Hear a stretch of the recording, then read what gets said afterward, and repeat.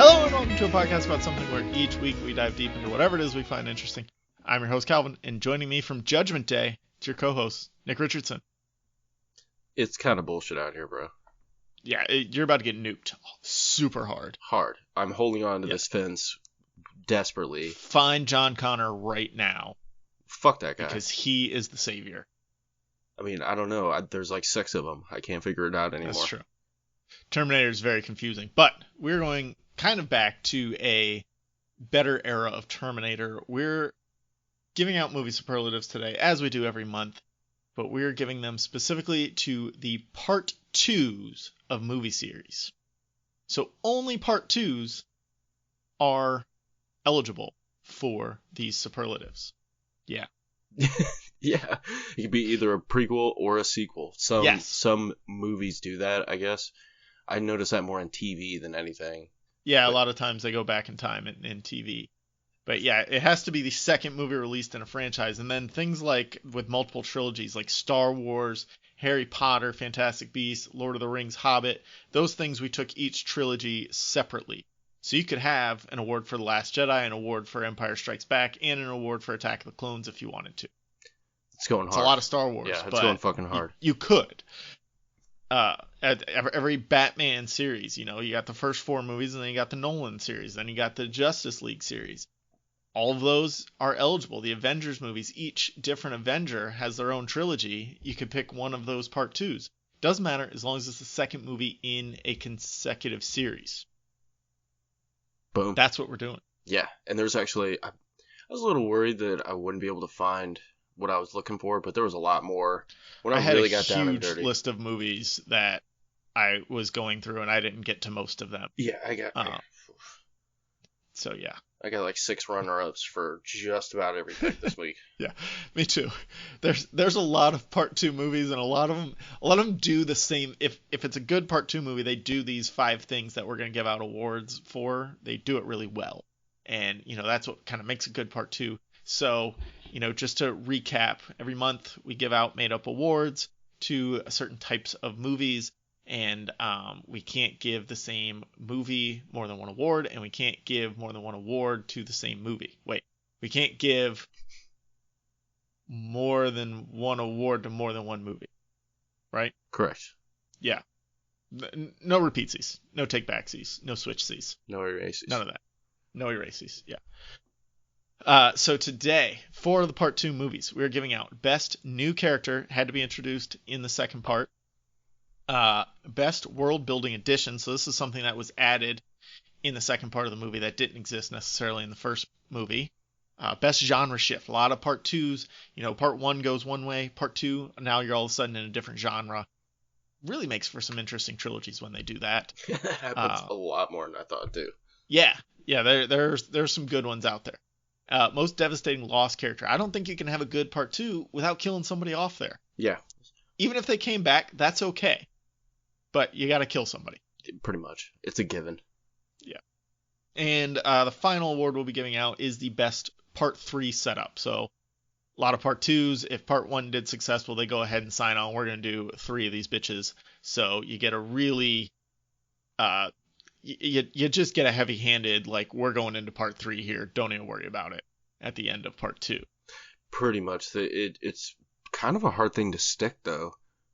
It was. I didn't have a lot of great options for this, but I think I picked a good one, and I just thought of one that would have been good, but I used it for a different award. So, but we can talk about that when we get there. I ran into quite a bit of that, actually.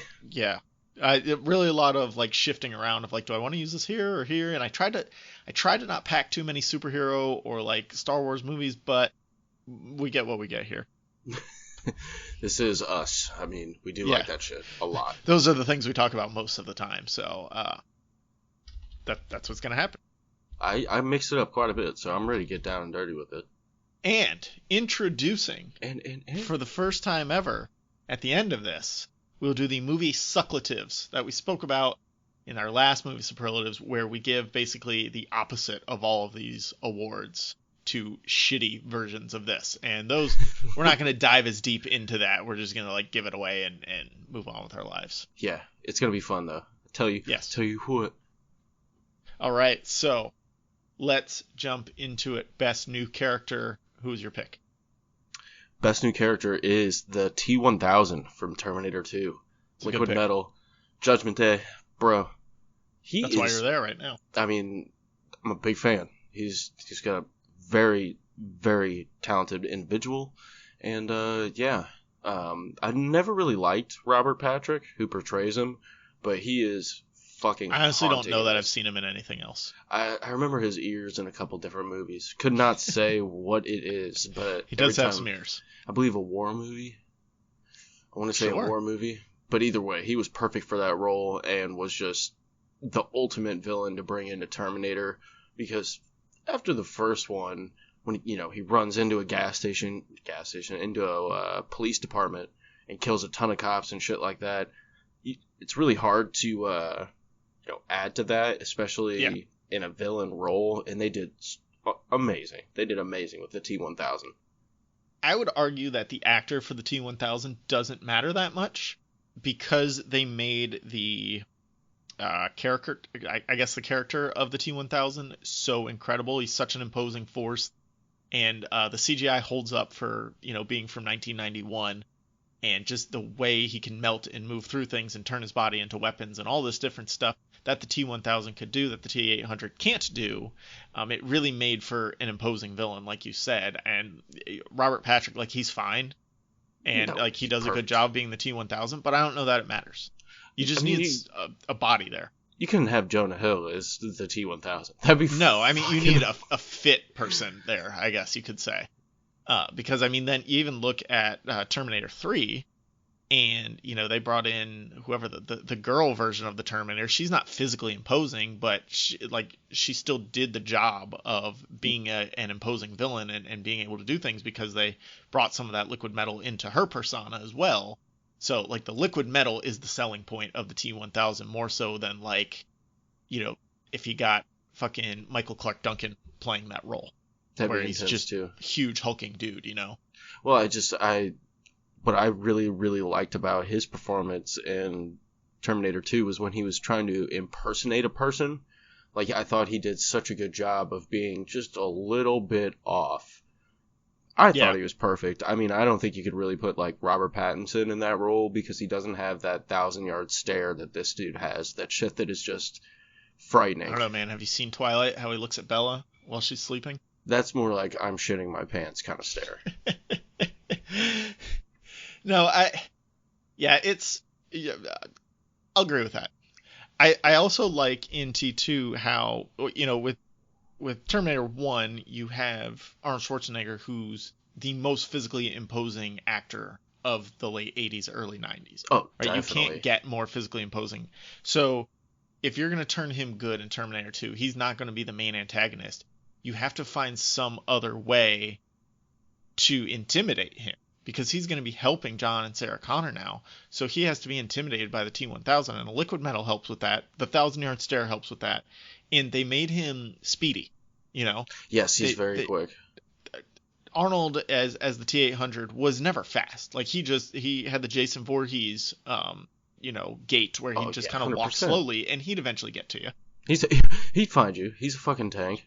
But with Robert Patrick and the T-1000, he'd just fucking take off. He'd catch you.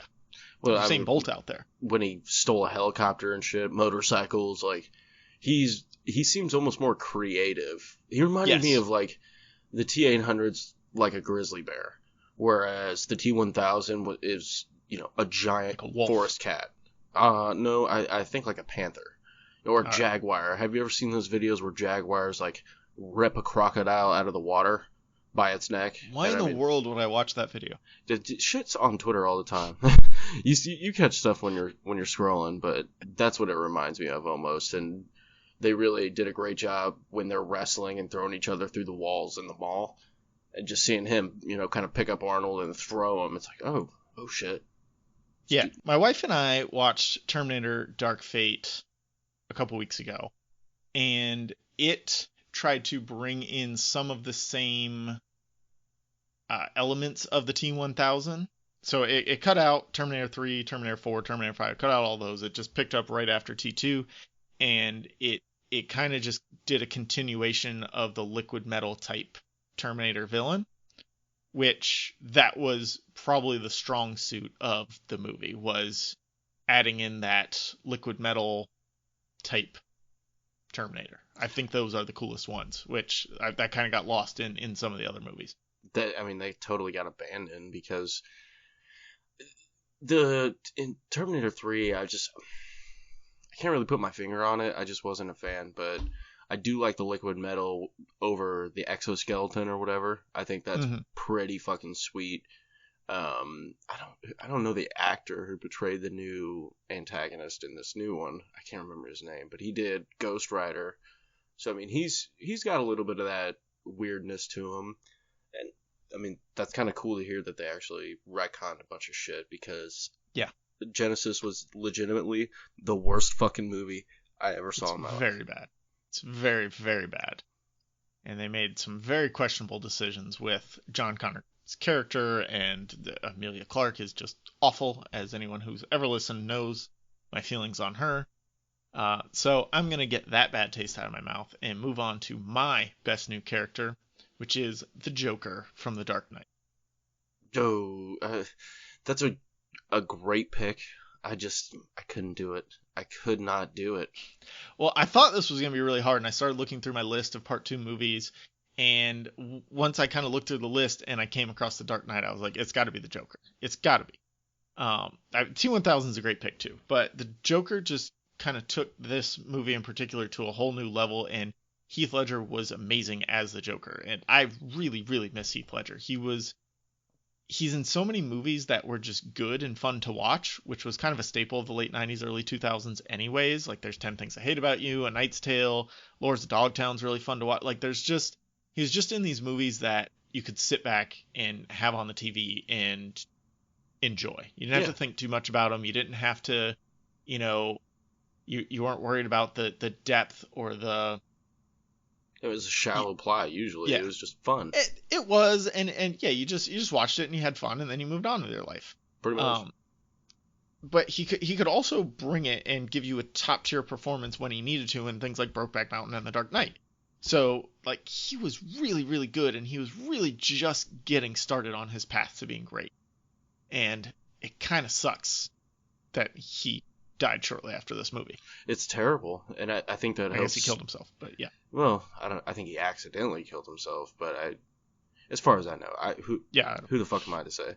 But that was a performance. It definitely wasn't caused by becoming the Joker. Like, he had already moved on to a different movie. He'd been filming the Imaginarium of Dr. Parnassus or whatever. Yeah. Which is a much lighter film than The Dark Knight and the Joker in The Dark Knight. So like, he had moved past that, and he had other things going on in his life, obviously, but it was, a lot of people like to attribute it to this because it happened right after the release of this movie. It was before. It was like 2 months before, I want to say. No, I think it was like a week after. I don't recall. I know he was dead before the award ceremony and stuff like that. Yes, that's true. But I think people, it kind of hypes up the story. Yeah, and like, yeah, people wanted to attribute it to that, but like, this movie was filmed probably a year and a half before it actually released. Like, he lived almost 2 years after he was done being the Joker. Even though the movie's still coming out, like, he's not living in that mind space anymore that he was when he was filming. Yeah, we'd hope not. I don't think you could film the Imaginarium of Dr. Parnassus, or whatever the fuck that movie's called. I think you got it. I don't think you could film that and be in the headspace of the Joker at the same time. I don't think that's possible. It'd be a fucked up performance. Yeah. But anyway, regardless of the actor, adding the Joker to the Nolanverse was a no-brainer. When I first saw The Dark Knight, I didn't actually realize it was connected to Batman Begins. Because like, I saw Batman Begins when it first came out on DVD or whatever, and like, to me, it was pretty forgettable, and I just mostly forgot about it after I saw it. Like, it was fine. It was an okay Batman movie to me at that time in my life. Brutal. Like, I like it much more than I appreciated it then now. Yeah, for sure.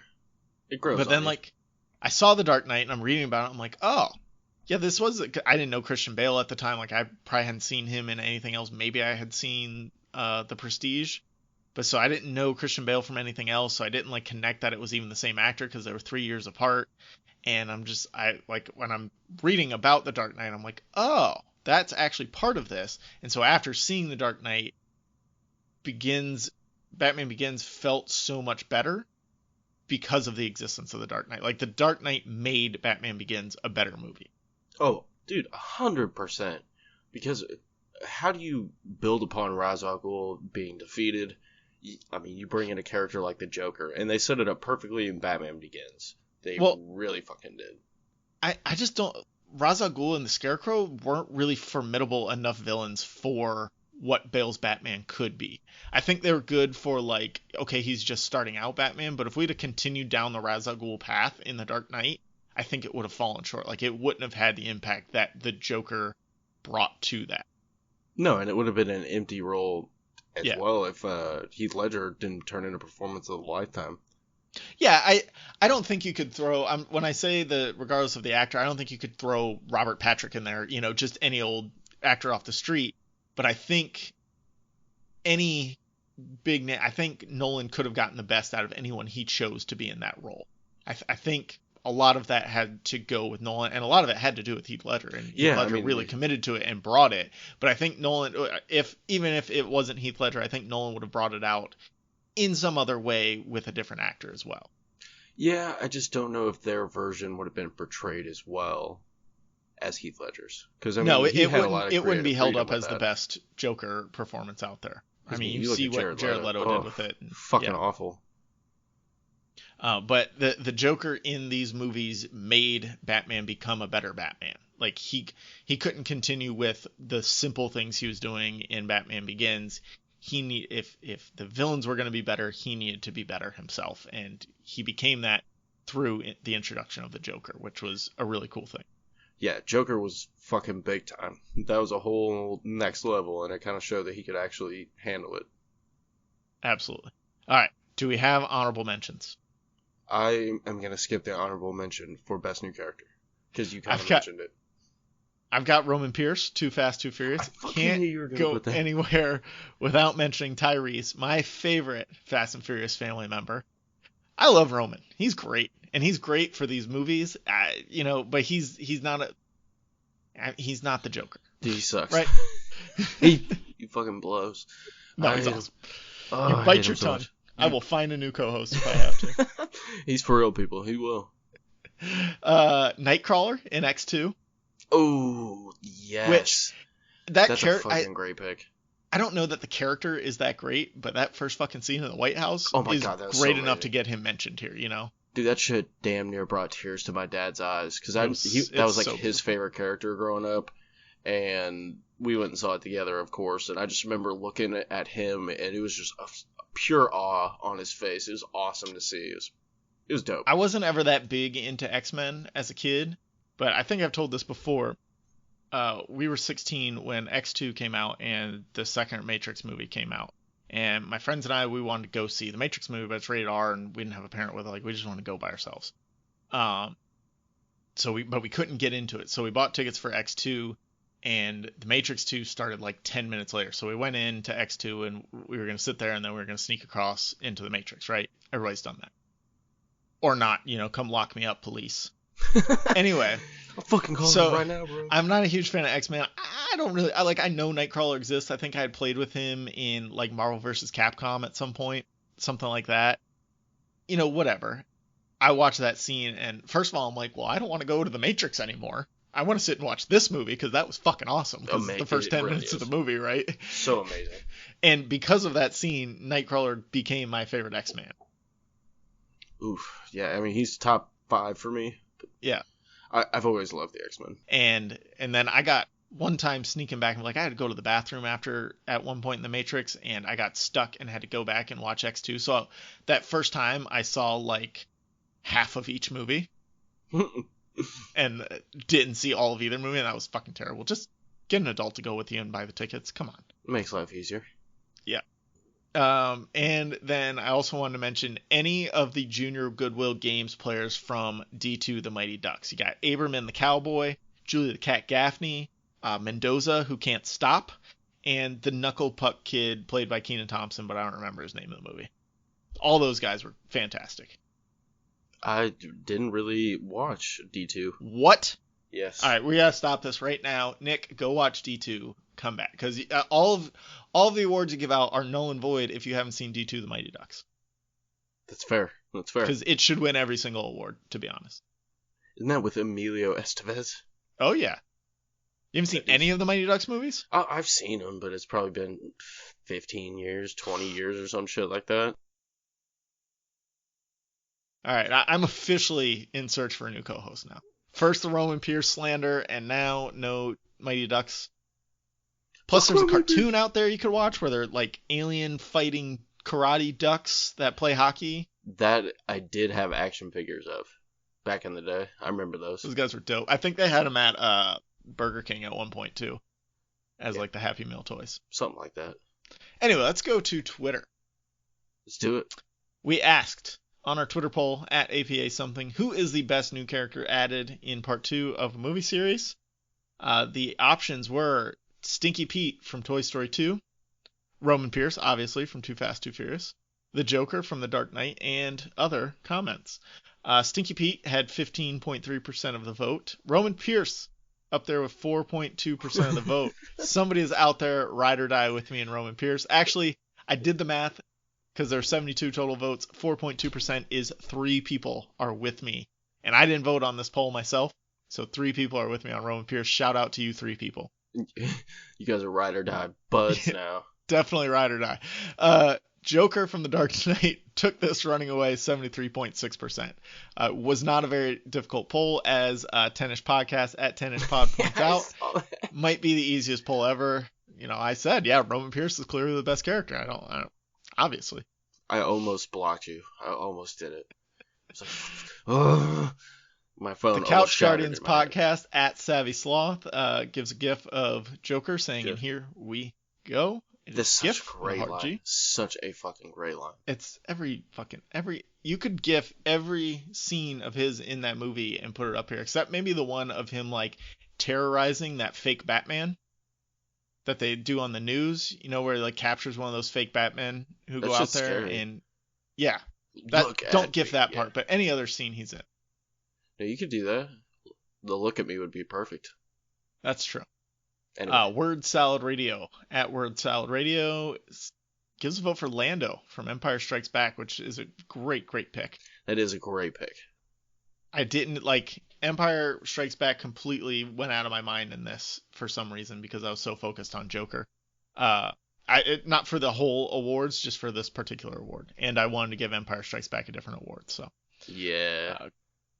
Grief Burrito at Grief Burrito gives T1000 just like you. Heyo. With that stare. You are my fucking homie. Got another vote for Lando Calrissian from John from Married with Comics at MWC_podcast. Take a knee for Marvel vs. DC at knee for Marvel vs. DC. Gets a vote for Black Widow in Iron Man 2. She was looking fine in that movie. She was good in Iron Man 2. I have not liked her in any other Avengers movie. Like, there's just something about ScarJo, like, doesn't do it for me. She was smoking in that movie. Good lord, they from a look standpoint, she does it for me. But like, Black Widow, like, not a fan in the Marvel movies. I'm sorry, Black Widow.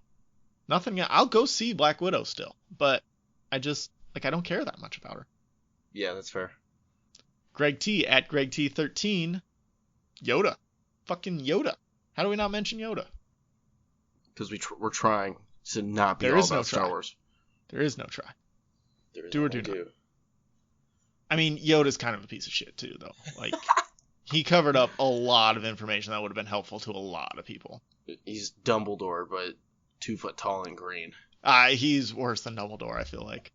Dumbledore, I always felt like he had a reason for covering the thing. Like, he always planned on revealing everything at some point, and he just needed to wait for Harry to be ready for the information he needed to give him. Yoda's just like, fuck it, I'm not going to tell you anything. And it's that way in the prequels. It's that way with Luke. And then he comes back in The Last Jedi, and he's like, yeah, we did a lot of shit wrong. Yeah. Yeah, my bad. Oops, sorry. Real Talk Movie Podcast at real_cast. Gotta vote for Hicks from Aliens.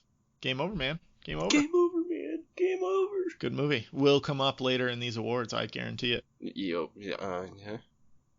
Cryptid Cartography Podcast at cryptid_podcast. Stinky Pete threw a dang wrench in my little self's hopes and dreams for a good 2 hours in that movie. Luckily, it all worked out, but sheesh.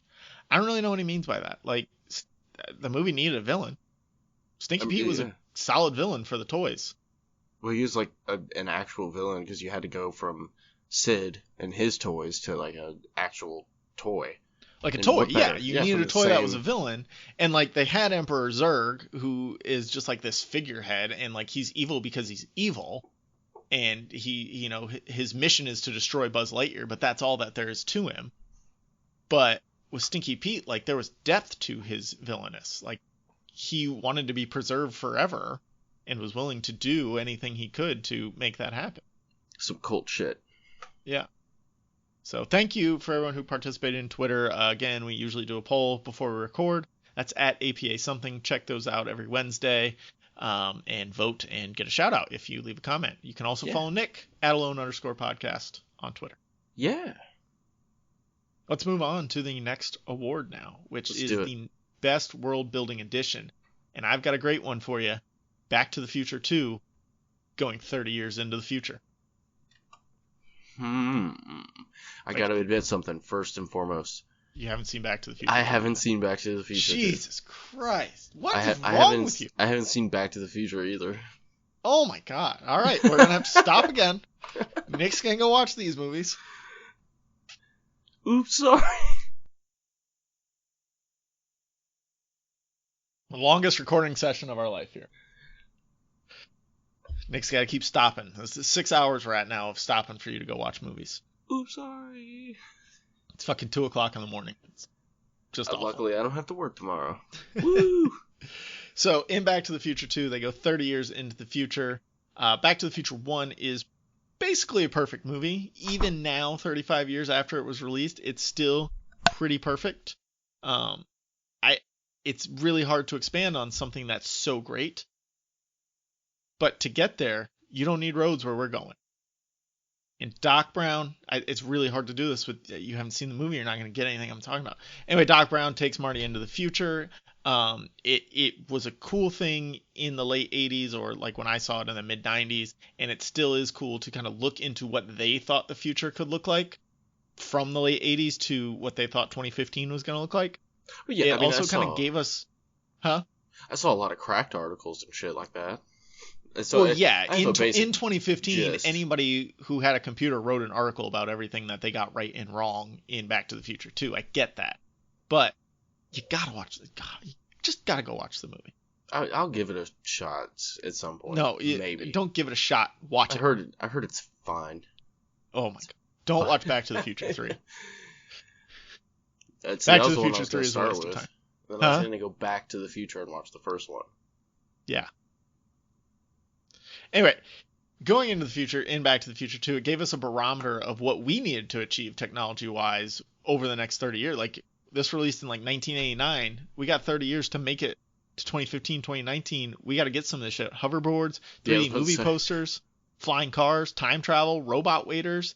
Elijah Wood is there playing an old arcade game. Self-tying shoes. Self-tying shoes? We didn't really get most of this stuff. Nike did a limited release of those self-tying shoes, though, in 2015. I remember that. I do remember that. I really wanted some, but they were $150, and at that point in my life, my first daughter had just been born, so, I wasn't about to go spend $150 on self-tying shoes. Yeah, fucking... Might have to look them up now, though. Yeah, I bet you can get some on eBay. But imagine coming home and you're just like, hey, honey, I dropped a couple dollars on these shoes. Well, we always make fun of my brother because he's a big Jordans guy, and he's spending, $250 on these Jordans whenever new ones come out, and we're like, why? What's the point? Yeah, I don't get it. Self-tying shoes are way cooler than Jordans. That's fucking tight. That's like Google Glass. Google Glass would have been so cool if, they didn't make them look so fucking doofy. Yeah. Doofy? Yeah, doofy. Officer Doofy. So, not only did we get to see their vision of what the future would be, but they also added in this movie. They added a lot to the time travel mechanics in Back to the Future 2, and kind of helped explain kind of some of the temporal displacement issues within this universe. You know, they expanded the time travel rules, which is important in time travel movies. As far as I know, they made it presentable, which, I mean, yeah, that's a good thing. They do you a have good to job. have it. Plus the DeLorean. Gotta have that shit. If you're gonna time travel, why not do it in style? I mean, that car is dope. It's a piece of shit, but it's dope. I mean, you gotta watch Back to the Future. And Back to the Future 2. And Mighty Ducks. And Mighty Ducks 2. Can skip the third parts. There's a reason we're not doing part 3 movie superlatives. Yeah, no shit. That would be a little tough. Those would all be sucklatives. Yes, there are very few part 3s. Like you got Captain America Civil War, Return of the Jedi, you could probably give some stuff out for. Revenge of the Sith, you could get out there.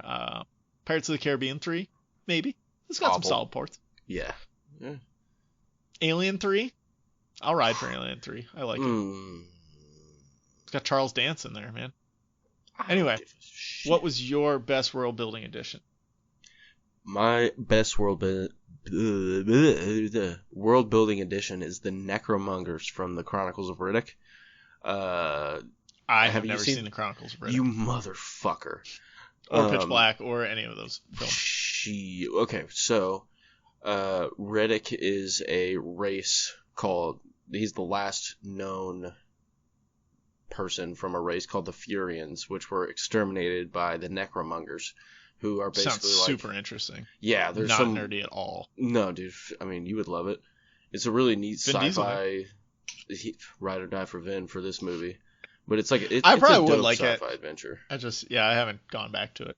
Well, it's got Carl Urban in it too. He's like one of the main villains, and they're like a weird death cult kind of thing almost. They're like a death armada with super cool armor, guns, and swords and knives and shit. So it's their like backstory, and they're just really good. They push the plot along so you can develop more and more stuff. Like they have, it's almost like throwing a stone in a pond. They just so much develops off their introduction that it just makes the story so much bigger and better, in my opinion. Yeah, and good part 2s are best at that. That's one of the main things that a part 2 has to do. It has to expand the lore of the world you're living in. Otherwise, why do you have a part 2? If you spend all of part 2 in the exact same space that you spent all of part 1, part 2 doesn't need to exist. Pretty much. But they'll always do it for capitalism, baby. Oh, yeah. I'm not saying that there aren't part 2s that do that. But they don't... those part 2s usually aren't very good. Cheaper by the dozen, too. I forgot that existed. My wife, when she did her trivia night last night, when they get questions wrong, sometimes she sends them to me to see if I would get them. And it was like, one of the questions was, what movie series is whatever this character's name is? It's Liam Neeson's character from Taken. But they just said the character name, and I'm like, oh, I don't know who that is. And they're like, she was like, oh, it's a trilogy. And I'm like, oh shit, I have no idea. And then she told me it was Taken. I'm like, I don't recognize Taken as a trilogy. It's one movie. There's a third. The other two do not exist. Huh? There's a third Taken? Yeah, there's 3. I had no fucking idea. I knew there was a second one, but I don't think I ever saw the third one. I definitely saw the second one. That's baloney. Yeah. All right. Are we ready to move on to the next award? Let's do it. For best genre shift. You go first here. This was like one of the easiest ones for me. It's Lethal Weapon 2. Hands down, 100%. It shifted from this grounded, kind of straight, hard action movie to, a little more out there, way more of a comedy movie than much of anything. Popcorn action comedy type thing. Exactly. Something you'd see The Rock in nowadays. Or Chris Tucker back in the early 2000s. It's really fucking funny at points. Diplomatic immunity. I can't do the fucking accent, but it's terrible. I've never seen any of the Lethal Weapon films. Dude. So you're sitting here watching Lethal Weapon in your childhood, and I'm watching Mighty Ducks. Yes, exactly. My dad let me watch weird shit. Not good movies for me, but I enjoyed it. I think that was they had such comedic talent between those two. Mel Gibson and whatever his name is, I can't remember. Danny Glover. Is it Danny Glover? It's It is Danny Glover. Yeah. They had great chemistry. The storyline was okay enough. They propelled it forward, and their relationship went more comedic, which just drug the rest of the film along with it. So I was really surprised to have such a high octane action movie with action stars that was funny. But Mel Gibson's pretty fucking funny. He can be, especially if he's got someone good to play off of. And then and this I think kind of set him down a path to do like a bunch of rom-coms and like weird kind of cheesy comedy movies, What Women Want, things like that, where they're trying to make him the funny guy rather than giving him someone funny to play off and be funny with.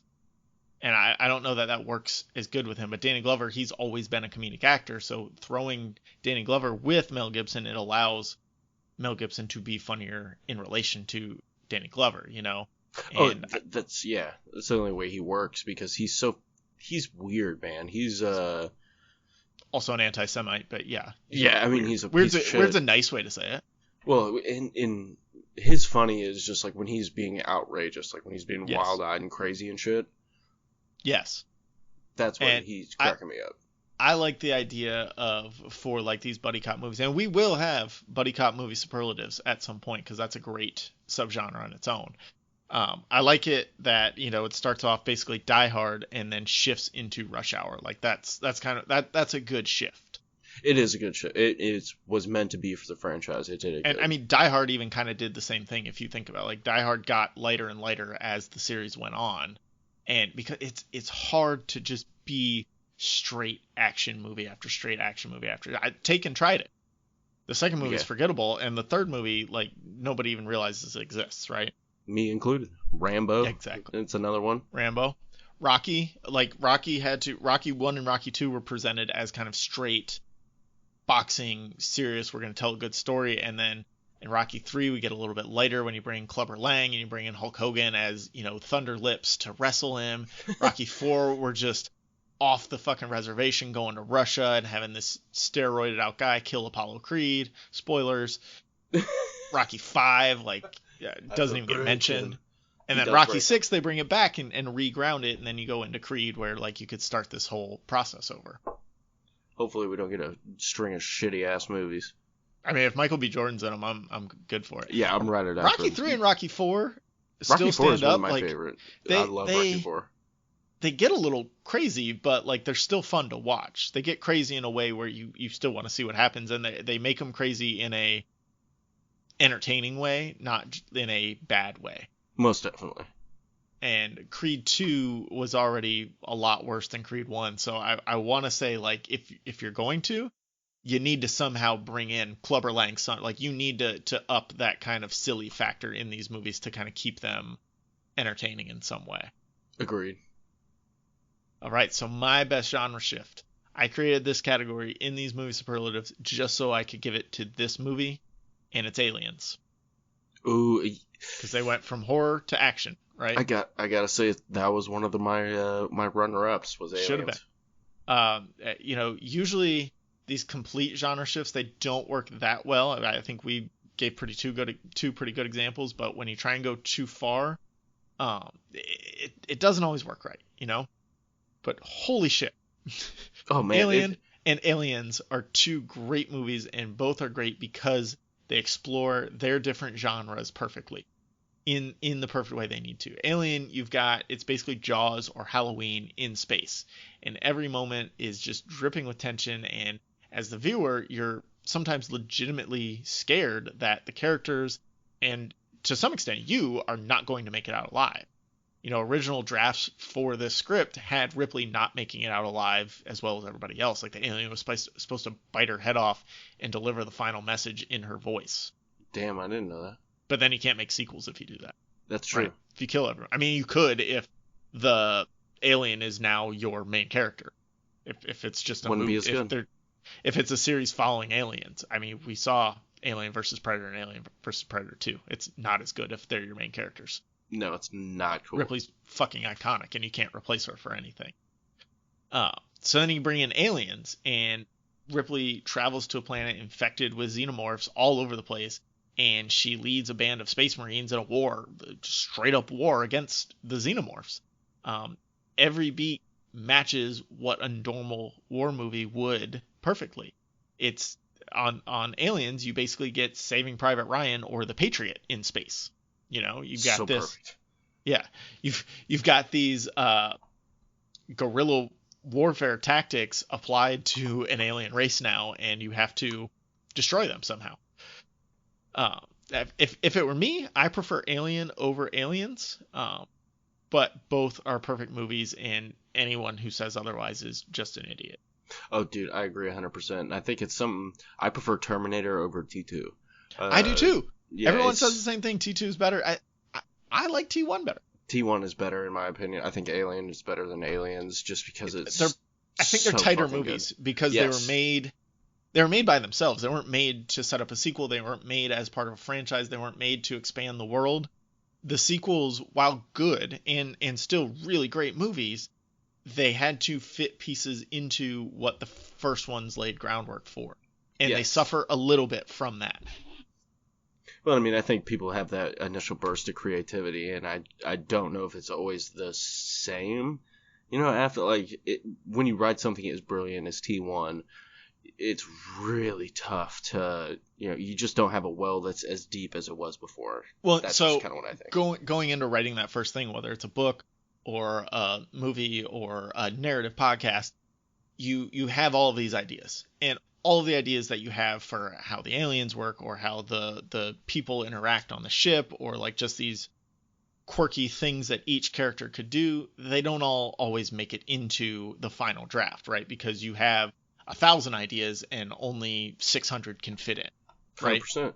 So then when you're going, yeah, okay, part 1 was great, big success, let's make a part 2. You've still got 400 ideas, right?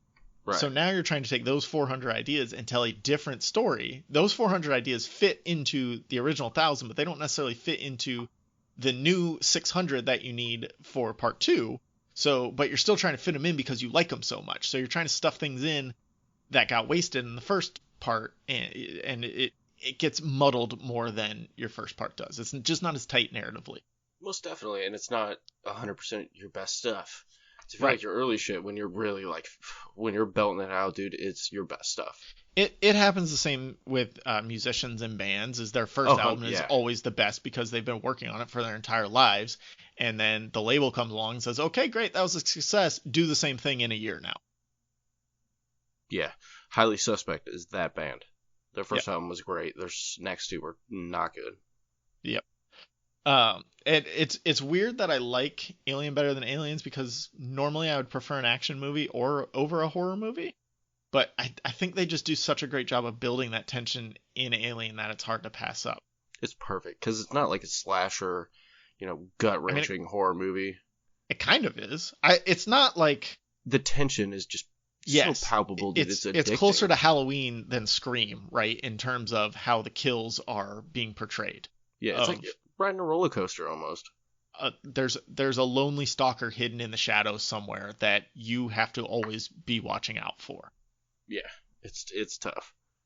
And then on the other hand, you have Aliens, which if you made a list of top 25 action movies and you left off Aliens, again, you're a huge idiot. I'd even say it's probably in top 10. Shit.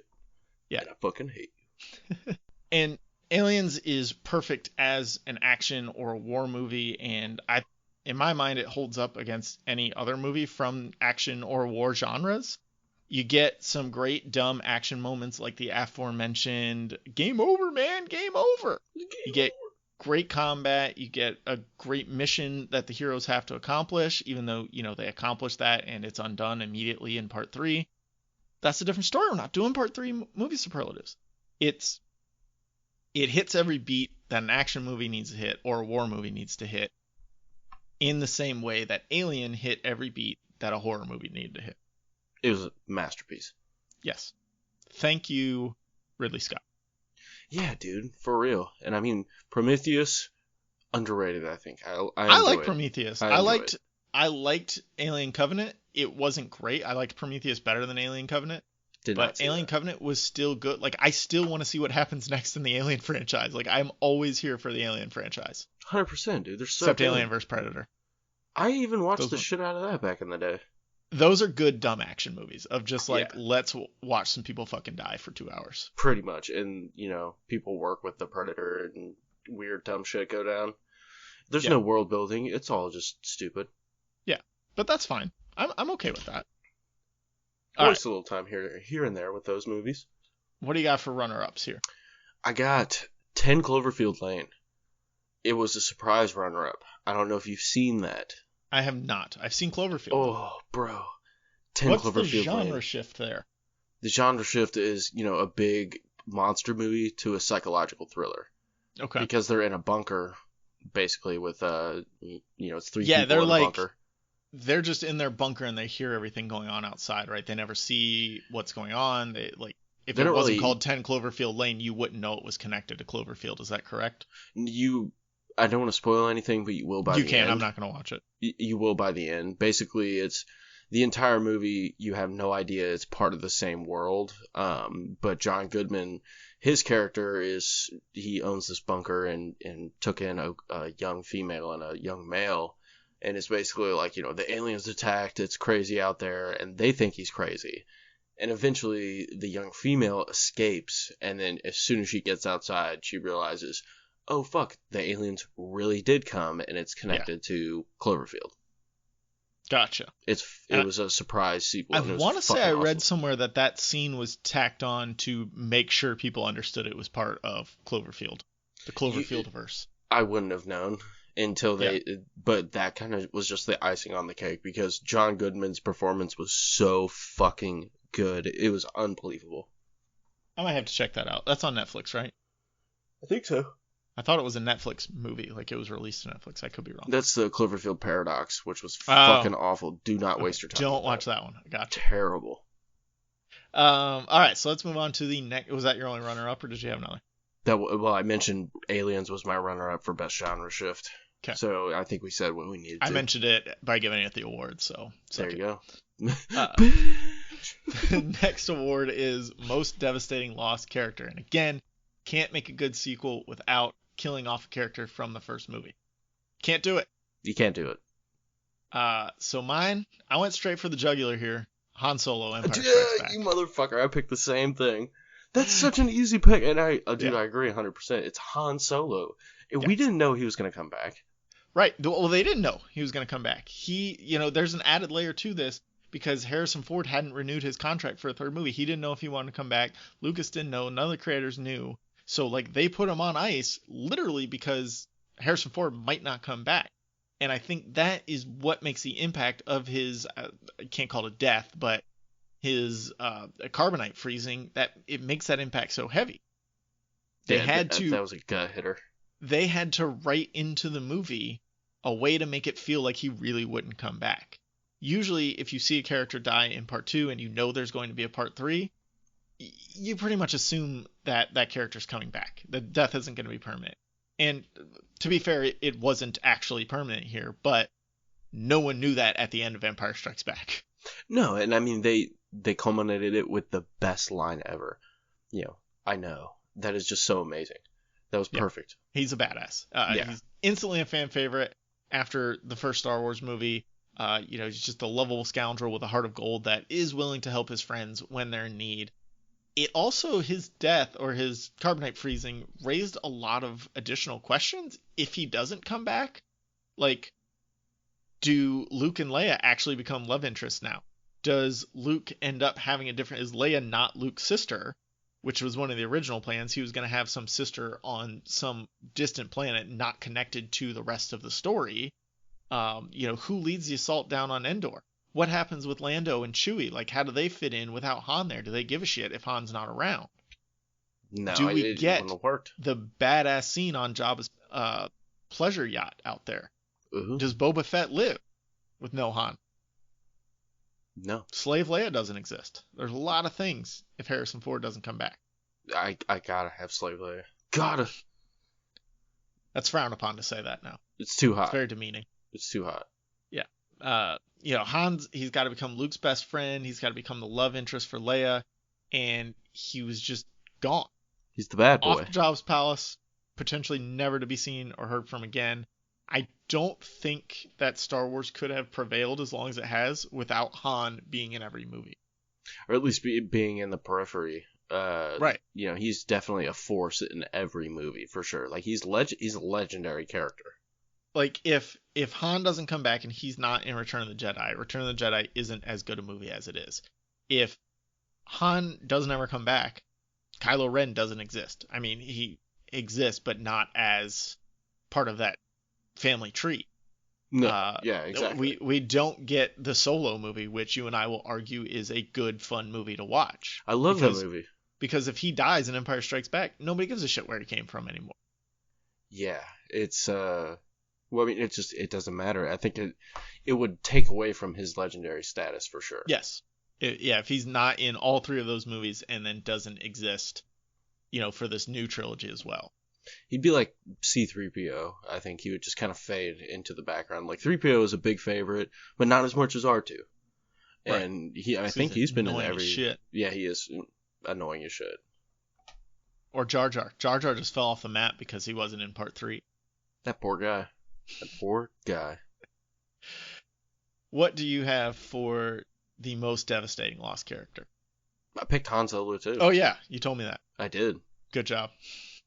I listen. Don't worry. Yeah, totally. I mean, we were definitely on the same wavelength. I did have a runner-up for this. Gwen Stacy in The Amazing Spider-Man 2. She had to die here, but it was fucking hard to watch. It was hard to watch. The scene is perfect. It's as devastating as it is in the comics.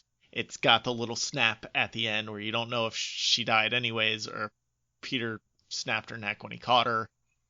It's hard to watch. That's a great pick. I'll ride for the Amazing Spider-Man movies. Like Jamie Foxx as Electro had some issues. That was my biggest issue. Well, and some issues. What? Green Goblin was a little rough. Like the look of him. I liked Dane DeHaan and I liked him Harry becoming Green Goblin. I just didn't like that look. Right? It was more mutations and shit. That was kind of the same thing with Jamie Foxx and Electro. Like I think Electro could have been cool if he wasn't Dr. Manhattan. Well, they took it ultimate level. Like Ultimate Spider-Man had a lot of those weird styles. Mutations. Yeah, instead of guys in costumes, they were weird mutations and things like that. Correct. And I get that. But I like those movies. I like Andrew Garfield and Emma Stone in those roles. And it was just really hard to watch. And Andrew Garfield was perfect in his reactions to it. And this shit was visceral, dude. Scene. You felt it. You felt it. Yeah. It hurt. It hurt her too. Yeah, no shit. Her head is aching. All right, best part 3 setup, the final award. This was the easiest choice for me. I knew it as soon as I looked at the questions. It's the Two Towers, bro. Okay. After the Battle of Helm's Deep, that little glimmer of hope in this massive war is just so front and center. And I mean, man prevailed, dude. They brought to life. It was brought to life by an alliance of elves, men, and a dwarf, and it just and a wizard. And the villains and the Uruk-hai are just such a great antagonist.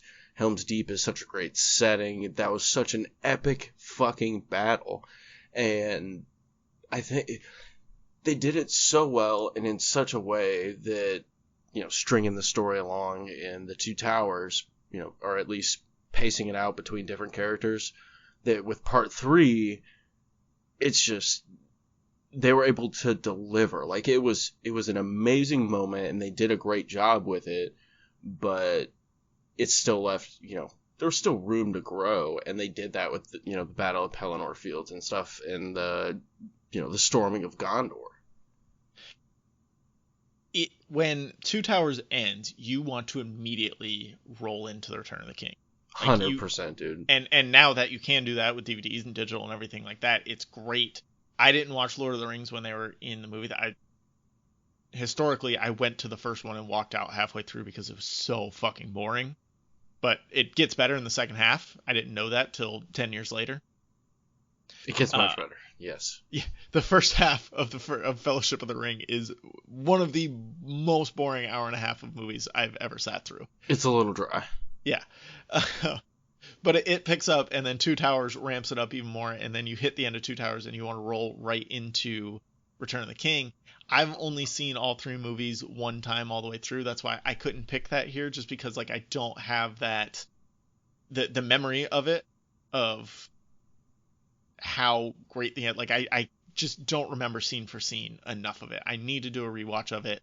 I just don't really have 9 hours to set aside to do that, because I know there are movies like that. Is if you get through the first hour and a half of Fellowship of the Ring, you're gonna want to watch the next 8 hours of these movies without stopping.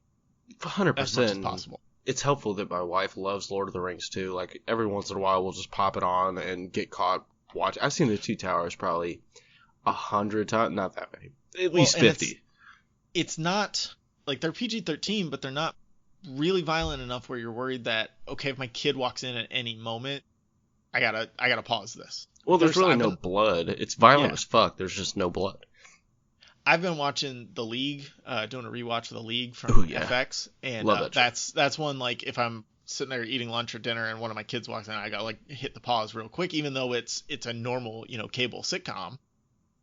I still don't want them walking in with some of the shit these guys say. They talk about coming a lot. Yeah, they really do. A shit ton. Anytime Rafi's on the screen, it's just like immediate mute. Yeah, and sodomy and shit like that. It's all about it.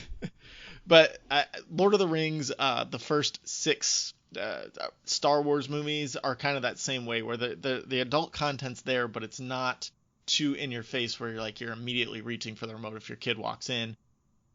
The latest trilogy of Star Wars, they get a little bit more violent, and not necessarily violent, but menacing. That's a good way to put it. A lot of menacing scenes where like it's dark, Kylo Ren's kind of growling at things, or Captain Phasma's there, and it's just like my kids will be fine seeing this. It's not going to scar them for life, but it might scare them. Yeah, they'll probably dream about it. Yeah.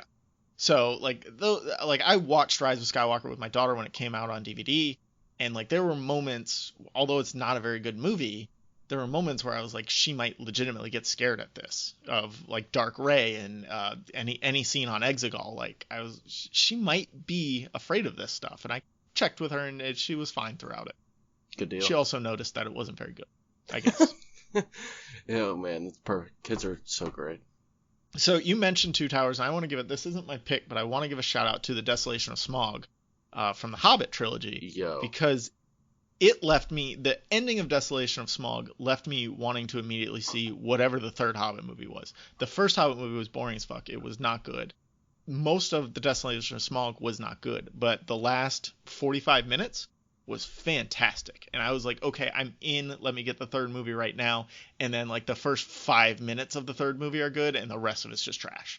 Oh, fuck that whole trilogy. I thought the Hobbit was pretty good, dude, but the second one was just poop, and the third one was pee. You got 50 minutes of solid movie out of 9 hours of movies. And I wonder how much he made off that shit. A lot of fucking money. A lot. And he did not give a shit about any of it. He didn't want to do it. He tried to tell them he didn't want to do it. They didn't want to listen. Yeah, no. So for my actual award, I'm going with X2 X-Men United with the Phoenix storyline setup.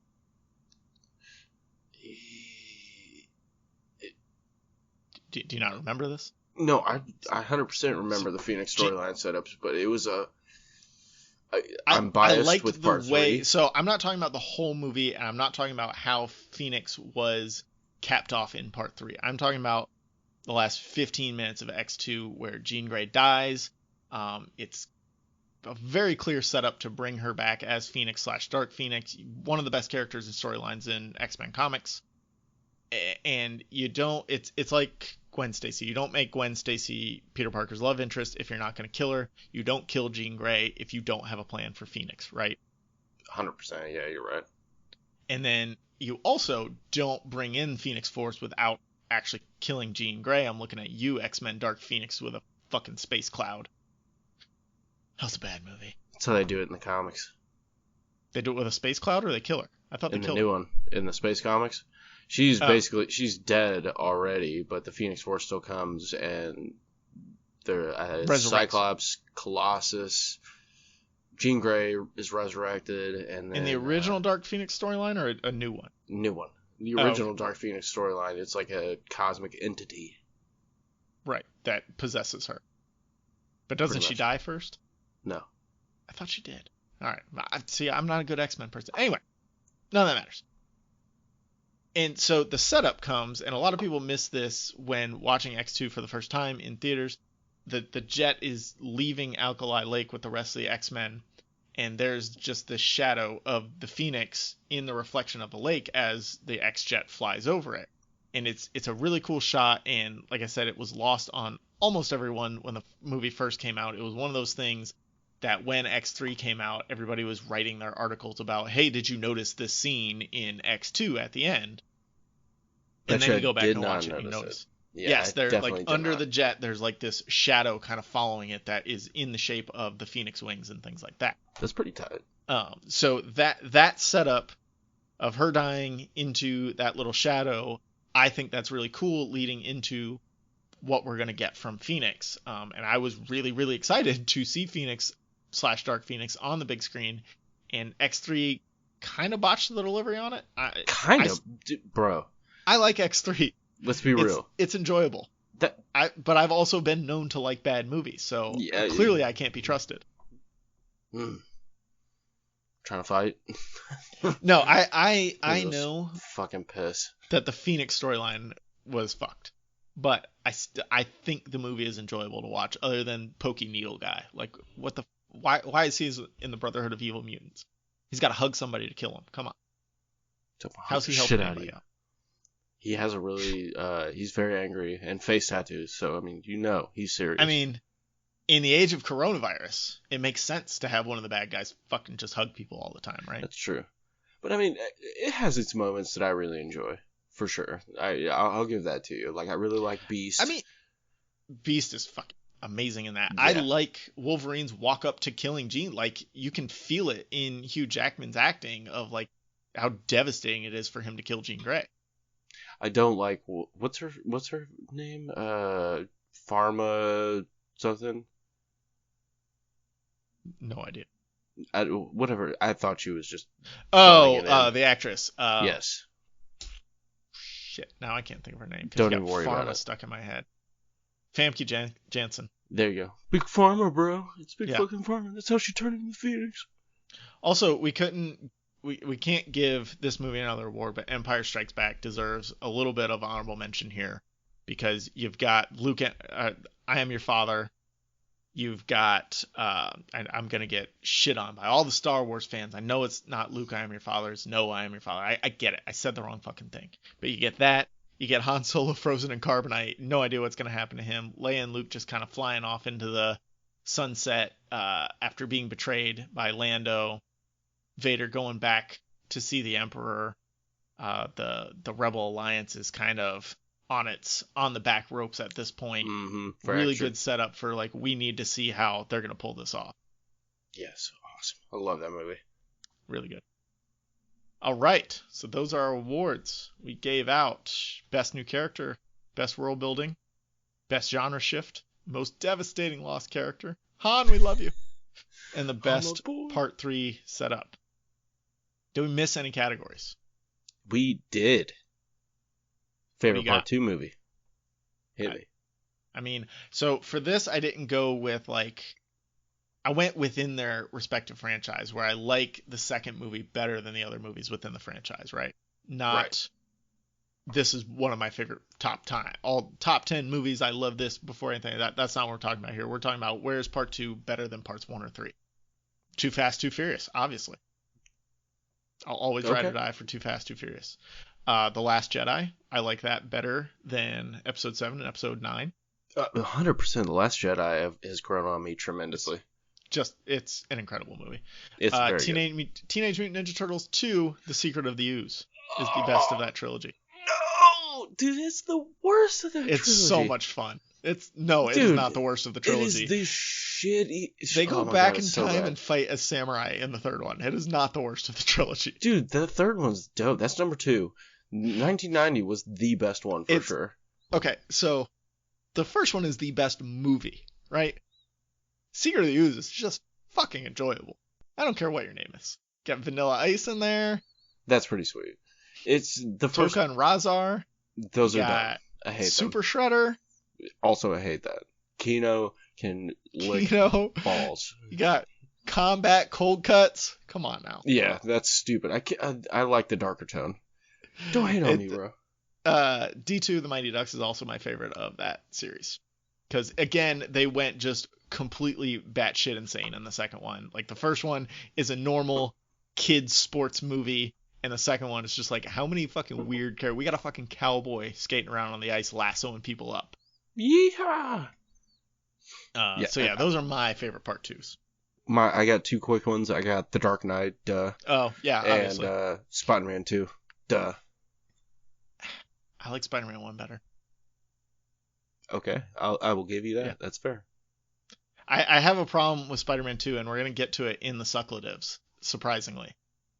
And it's always soured my opinion of Spider-Man 2. Hit me. Well, we're not in the Superlatives quite yet. So a lot of part twos, they recast characters. So I wanted to just talk about the best and worst recastings real quick. My favorite is Don Cheadle replacing Terrence Howard. Yes, dude. 100%. He was the first thing that came to mind. Yeah. He is so good, dude. Terrence Howard was pretty good, but he's not Don Cheadle. No, Don Cheadle kills that role. Absolutely. I'm really surprised that they haven't gone back and tried to reshoot Terrence Howard's scenes with Don Cheadle yet. That or just made an Iron Patriot movie. Yeah, that's coming in like the 25th anniversary. It'll be re-released with Don Cheadle in all of those scenes. That'd be fucking tight. I'd be all for that. And you know Terrence Howard would like sue or some shit. Oh yeah. They'd have to pay Terrence Howard like $10 million for him to allow them to do it.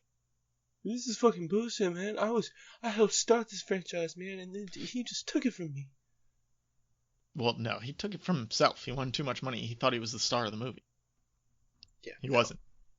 Do you have any other good recastings? No, that was Don Cheadle was really the best. He was head and shoulders above anyone else that I could think of. So that was where I kept it. I got several. I got April O'Neil. For Judith Hogue to Paige Turco from the first to the second Teenage Mutant Ninja Turtle movie. I fucking hated April in the second and third movie. She sucked. And that's all I'll say. And then my second, I got a runner up here, Maggie Gyllenhaal for The Dark Knight. So I had this listed. I go back and forth on her because I liked Katie Holmes and I kind of like Maggie Gyllenhaal. I just think they shouldn't have changed the actress at all. I think if either one of them would have been in both movies, it would have been fine. But because it was a replacement, Maggie Gyllenhaal doesn't quite hold up to Katie Holmes. And I hate to say it, and this is incredibly shallow of me, but it really comes down to looks for me. Because Rachel Dawes is supposed to be a smoke show, young, I don't know that hyper Katie intelligent. Holmes is a smoke show. I think she's more attractive than Maggie Gyllenhaal. Okay. That's just personal opinion. You're allowed to have those here, Nick. Exactly. And, hate on me all you want. But I thought Maggie Gyllenhaal brought more of like a bratty attitude toward it. Whereas Katie Holmes was more of like a reserved strategist, which I liked a lot. Yeah, Maggie Gyllenhaal is definitely more outspoken, but I think that has a lot to do with the relationship with Harvey Dent you're right, yeah. She's kind of playing the go between Harvey Dent and Bruce Wayne that she's got to take Harvey's side and at the same time take Batman's side in these inane arguments that they're having to a point where she's supporting both of them, and she gets a lot more to do, I think, Maggie Gyllenhaal does, than Katie Holmes did. And the way she's doing those more things is not contradictory, but just she's in the middle of things all the time. Yeah, it's tough. I mean, I'll tell you what, I'll retract that because I think Maggie Gyllenhaal acts her fucking ass off. I think she nailed the role better than Katie Holmes would. Just think about the scene in the penthouse when Joker storms that party. Like, she does a great job in that scene. When the bomb's about to go off at the end. Like, that's fucking heartbreaking. Like, I don't know that Katie Holmes could do those things. I don't know that she couldn't. I don't think so. But I would have liked to see one of them in both movies. I think the character would have benefited from having the same person in both movies. 100%. I think if that happened, it would not be even mentioned here. by me. I don't think you can say the same thing for like Iron Man 2. I don't think you could say Iron Man 2 would be Terrence Howard wouldn't have been better in both movies than Don Cheadle would have been better in both movies. Like Don Cheadle would have been better in both movies, regardless. He's perfect for the role. Yeah. Yeah. You're right. You're right, Maury. I had another one, Julianne Moore replacing Jodie Foster in Hannibal. Yes. And this is kind of the same thing as The Dark Knight is, I like Julianne Moore, but Jodie Foster was just too good as Clarice Starling, and it sucked that she was replaced. If Julianne Moore, I think, was in Silence of the Lambs, I would have been fine with it. But because she replaced Jodie Foster, she feels like she's the superior Clarice because she did it first and she did it better. But I think that's the best way to put it. She did it first, she did it better.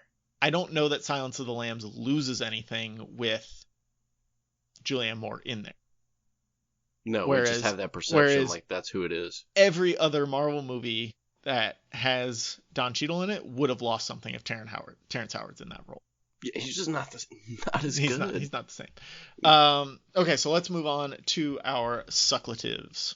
We'll go through this real quick. Yes. All right, worst new character. Who do you got? I got Don from 28 Weeks Later. Okay. Fuck this guy. Spreads the virus like crazy, abandons the family, watches his wife get killed, then kills his wife again, and he basically fucks up the entire world because he's a prick. All right, I'll give you that. I went with the heavy quotes here, ghetto cars from Transformers 2 that were basically robot oh my God, black / Latino walking stereotypes. Oh, those are so terrible. They were very, very bad. And even at the time where like comedy like that was still acceptable in movies, you could tell it was bad. It was cringy. I mean, it was like 2008, and it was still okay to do that in movies, but it didn't work in this movie. It made people definitely doesn't work watching it in 2020. Oh, I imagine. I can't even imagine putting that shit on. I did have a runner up here too. Oh, what do you got? Electra, Amazing Spider-Man 2. All right. Fucking awful. I can feel that. I like Jamie Foxx. I think he could have done good things. I think it was just a weird way they wanted to portray the character. I 100% agree. 100%. Even before he turned into Dr. Manhattan, like what was with the weird comb over and the buck teeth? Like why do we need all that? It was too much. It was too much. To show he's a loser. Just like make him a loser. You don't have to. You can't make a good-looking person like Jamie Foxx actually look that bad. Without making it look stupid, and it looked stupid. He's too charismatic. Like even then, that's true too. He's a fucking scene stealer, even in his terrible, awful dialogue, stupid come over, dumb, idiot-looking dumb shit ass. And you could see that like wanting to break through of the character of Max, of Jamie Foxx's exuberance, and it just like he had it in him and he wanted to explode and he couldn't. He had to be this reserved guy. Doucher. All right, worst world building addition. What do you got? This might be a little contested, but I got Dumb and Dumberer When Harry Met Lloyd. This is fucking stupid. I don't give a shit how they met. The recasting was stupid. It was fucking horrendous. It was completely unnecessary. It added absolutely nothing. But when you're bringing their entire past, how they met, like something that's supposed to be momentous, to the big screen. That was not a world that needed to be built. No, I mean, not at all. I want to know about their shenanigans, not how they fucking met, drinking slushies, that's really chipping teeth. Stupid. On the short bus. Oh, it was dumb. Fucking dumb. I laughed at that movie when I saw it in high school. And I had the DVD, and I would watch it sometimes. I quickly found the error of my ways. Like, it's not good. I don't think there were some funny moments in it. I don't think I ever laughed at it. I was just like, this movie is stupid. Fuck these guys. All right, for me, I went with Madagascar 2. All of the donkeys look alike and are all voiced by Chris Rock. So they're basically saying, or not donkeys, the zebras, sorry. The zebras that they meet in Africa all look and sound the same, so they're basically saying the one black character, all of them look and sound the same. That's pretty whack. Apparently sequels, and this is in all of Africa, they got all these zebras, and they're all the exact same. Sequels love to just throw in bad racial stereotypes whenever possible. It's usually pretty easy for them. It's almost so natural for them they can't help it. I think it's an easy joke, and at the time, that's another movie, 2007, 2008, I want to say. It was an easy joke that was still acceptable at the time, and part twos are very well known for just completely mailing it in Rush and Hour 2? not trying very hard. I like Rush Hour 2. I fucking love Rush Hour 2, but it's perfect for... That's a great example of let's just throw in some stereotypes because they're easy jokes, and we can get easy laughs out of it. And that's what this is. That's what the ghetto cars were in Transformers 2. But yeah, I think when you're trying to expand your world, you're taking these guys to Africa. You expand your world by making one species completely homogenous. That's not actually world building. No, that was laziness. Cheap, lazy joke. Worst genre shift. What do you got? Pac Rim 2, Pacific Rim 2. Oh. It went from being a monster mecha movie, that was just great. The lore behind it was awesome, I thought. I was super excited for Pacific Rim 2. Oh, I was fucking pumped. John Boyega, I thought was going to do great, but it came across as an inspirational, over-the-top action movie with too many personal bullshit going on. Yeah, they went action sci-fi instead of, monster mecha battle. Exactly. It was a monster mecha battle. The storyline fit perfect with it. Guillermo del Toro was the best director for that. Like the main villain, and his brain was sucked into the monsters or some shit like that, right? It was fucking silly. Boyega was the shining moment of that movie, I would say. Like, he was the best part of it. He was the best part, but I hated him so much because the rest of the movie was fucking awful. Boyega's great. I was pissed. Dude, when I remember walking into Pac Rim late. Like, I walked in 3 or 4 minutes late, but I love that. I probably watched it 15, 20 times. I got it on DVD and Blu-ray. Loved that first movie. Yeah, I'm going full speed ahead, bro. I spent like $9 on that shit. Oh, man. And then Pac Rim 2 came out, and I was like verbally upset about it. When I finished it, I remember looking at my wife and what the fuck was this? So yeah, I slept on Pacific Rim for a while. I probably didn't watch it for like a year or two after it came out. Just like I had it on my list, I just hadn't gotten around to it. I'm not a huge monster movie guy. I was like, yeah, it looks good. I like the actors. It's fine. Like, and then I watched it and I'm like, oh, that was fucking awesome. And then Pac Rim 2 was about to come out right after I finished Pacific Rim 1. So I was like, awesome, let's get it. Fucking terrible. Terrible. All right, so for me, I picked Cars 2, which I've never seen, but I know the gist of, and I got to throw it in there. Cars 1, the Pixar animated film, is kind of like this journey to find yourself and kind of a coming-of-age story in a universe filled with cars. And they turned it into a goofy spy comedy where Larry the Cable Guy is a tow truck spy. Yeah, and he's like the main... He became more of the main character when Owen Wilson... That's the other problem. Fled from the project. Good for him. He made a shit ton of money, so he's like, yeah, fuck all this. But I liked the original Cars. I remember my nephew loved Cars. I kind of like those movies, the Journey to Find Yourself movies. Those are really good movies usually. And Cars captured that in a way that was palatable for kids and also kind of spoke to young adults that were in college, leaving college, kind of growing and trying to figure out themselves. I mean, young dudes, dude. It's Cars. I mean, that's like a man thing. Hit in a space where it's like, okay, let's find the things that are important.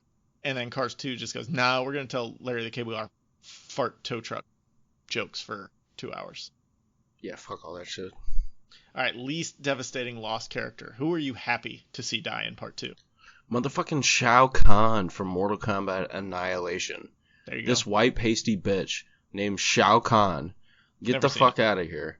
Oh my god, he was annoying as shit. I did have the Mortal Kombat Annihilation soundtrack when I was a kid, though. I love that movie. That was something that I grew up watching. I love the transformations in it, and Liu Kang was my dude, but even as a kid, I remember seeing this guy named Shao Kahn as this Japanese warlord type shit. And I'm just like, this motherfucker's a bald white guy. I don't know how I feel about this. This is not... He should have been Baraka instead. Come on now.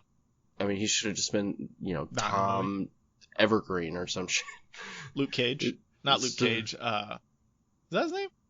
No, what's the white dude with the sunglasses and the... Luke Cage. Yeah, Luke Cage.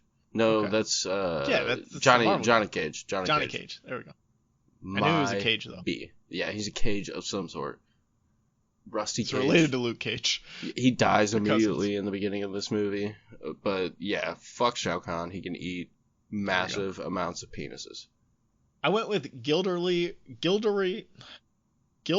Lockhart. Dude, that's a great Harry Potter and the pick. Chamber of Secrets. He didn't actually die, but he never appeared again, and thank God he didn't. That's a great pick. He got pulled out of there. Shouts to Kenneth Branagh. He did a magnificent job portraying Lockhart. He's just so insufferable. Lockhart I fucking hate. I want to punch his face. He's awful. I hate him. All right, so worst part 3 setup. What do you got? The Amazing Spider-Man 2. Boom. It was so fucking sloppy. I could not believe it. The addition of Jamie Foxx as Electro and Dane DeHaan as Green Goblin was just. I think he's a great actor. I love his style. You know, like that weird. He would be great in a noir movie. Like, he'd be so good. And he could have rocked Green Goblin. But I think the writing for this movie was so fucking bad, there was nowhere to go for part 3. No, that's very true. And they didn't have anywhere to go. I picked something from the Spider-Man universe as well. I picked Spider-Man 2 from the Raimi trilogy. And here's why. I hate the runaway bride scene with Mary Jane. It's one of my least favorite scenes of all time. It's pretty dumb. It's super tacked on, and like I feel like they just should have left that for the beginning of part 3. Like, let's have them reconcile in part 3. Why are we seeing her run away? I get it. You get to the go get 'em tiger line at the end, which the go get 'em tiger line is nice, but the runaway bride scene is just bad, and it's too much. It didn't make me want to walk into Spider-Man 3. Well, it's like Spider-Man 3 infecting Spider-Man 2, but it would have worked for Spider-Man 3. Like, that would have been a good moment for Spider-Man 3 in the storyline of the movies. Yeah, if you leave that cliffhanger of, well, you don't show the wedding at all. You just assume that Mary Jane is still going to marry this guy, even though she's gone. She and Peter have kind of reconciled, and she learns that Peter is Spider-Man. The movie ends with her still maybe marrying Jameson. That gives more weight to the beginning of Spider-Man 3. And you could explain it you could just have them be together at the beginning of Spider-Man 3 and explain it through dialogue or whatever, or you can have the runaway bride scene. You can do a million things. Flashback would be easy peasy. A flashback in Spider-Man 3 would have been better than the runaway bride scene in Spider-Man 2. I 100%. Just hate it. Because the ending with Doc Ock pulling the artificial sun down on himself, Peter saving Mary Jane, and them kind of sitting in that web together was a really good ending. And then we go to James Franco, Harry Osborn, learning that his dad killed himself with the glider, so he was Green Goblin, and him finding the Green Goblin cave within their mansion. That's another good ending. And then you have a third ending with the runaway bride scene. Like, it was just too much. It was too much. You're 100% correct. I think having them just lying in the web together, where you can take that as, okay, they're going to be together, we don't need to see the runaway bride, or you can take it as she's still going back to Jameson, and the Harry discovery, you leave those two as your ending, I think you're fine. You don't need the tacked on runaway bride. I hate it. I absolutely I mean, if you left just the web and the Harry scenes, that's like a good balance ending. Yes, that makes you excited to see, okay, what's going to happen with Peter and Mary Jane in part 3? What's going to happen with Harry in part 3? Fucking hopeful. You're eager to see what happens. See more. But when you resolve one of those things at the 11th hour, then it's like, okay, so Harry's going to become Green Goblin. Great, cool. Right. I have nothing to look forward to. Well, I was really nervous immediately when it's like, yeah, okay, they're taking this step already. I'm nervous. That is what it is. Again, we're not doing part 3 here. Yeah. That'll be a different day, and it'll all be Superlatives. All right. Thank you for listening to Part 2 Movie Superlatives. Not Movie Superlatives Part 2. Part 2 Movie Superlatives. Difference. Syntax is important. Yes. You can follow us on Twitter at APA something, at alone_podcast. You can check us out on Patreon, patreon.com/podcast about something. We've got a merch store out there, tpublic.com/APA something. Check that out. Lots of cool stuff there you could buy. to rock your podcast about something fandom. We know you're out there. You stands. I guess. Yeah. But yeah, I think that's pretty much all we've got. Remember, coronavirus is still out there. Be safe. Also, remember, Black Lives Matter and police brutality is not cool. No, stand with your fellow Americans. Stand with your man. It's the time. I think that's a song. Maybe not. I don't know. Anyway, all of our music is provided by those cats. You gotta stay sexy. Stay classy.